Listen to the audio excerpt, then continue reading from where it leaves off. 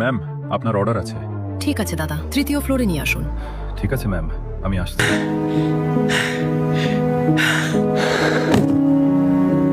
বিশ্বব্যাপী যে তাপমাত্রার গড় বৃদ্ধি হচ্ছে সেটাও 3 থেকে 4 ডিগ্রির দিকে এগোচ্ছে।